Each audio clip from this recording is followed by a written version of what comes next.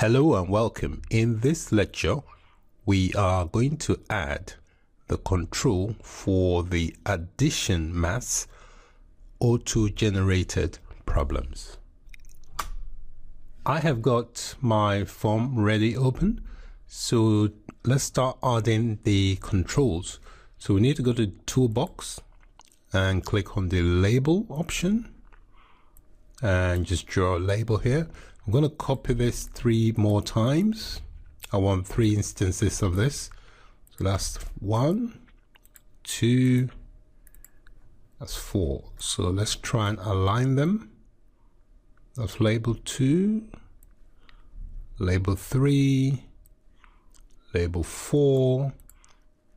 I'm going to add something else called a numeric up-down button. I'll add that one here. All right, so what I'm going to do is go into the individual labels and change some of the properties.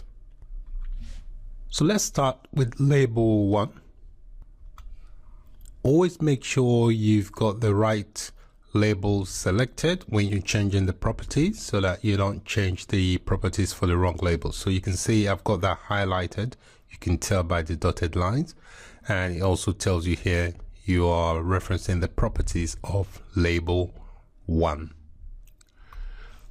All right, so let's start changing some properties. We're going to change this property here called auto size. Currently it's set to true. That means you can't adjust the size. So I'm going to change that to false. And you can see it's changed now. So that means it's resizable. Next thing I'm going to do is change the size. It's currently showing at 8341. So I'm just going to change that to 60 and 50.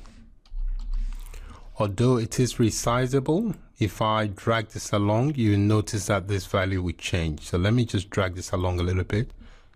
You notice that it's just changed to 68. So this is draggable. You can do it via this way, or you can also directly do it via the properties window. Another thing I want to do is change the label text and also align it. So let's align it first. I want the text, any text that goes in this box, to be centered. So we do that with the text align property. So currently it's set to top left. So if you click on it, there should be a drop down. Just select the middle option and it will position it in the center. Next thing I want to do is change the actual text for it not to show a label. Rather than saying label, I just want to put a question mark. So there you go. So here where we've got the text label, I'm going to get rid of that and replace that with a question mark. The reason it's a question mark for now is that when we implement the numbers to generate randomly, it will insert a random number in there. For now, we'll just represent that with a question mark. Let me drag that up a little bit. Okay. Another property that you may want to change is the location. The location property basically determines the position of the label in the form. At the moment, I'm quite happy with the position, but this is where you would change the values. If you want to change the position, you can either do it from here or you can manually do it. So observe this. If I move the label, for example, down, you can see that the value position has changed. So I just move it back up.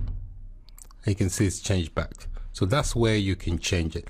I find it easier to change it from within the form rather than the property, because as long as the labels are movable, it'll be a lot easier to do it within the form itself.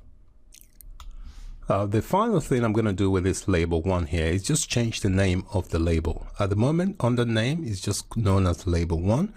When you labeling your or giving names to your labels, best to give them names that reflect what they do.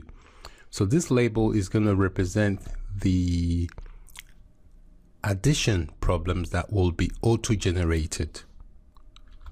And because the label is on the left, I'm gonna call it plus left label.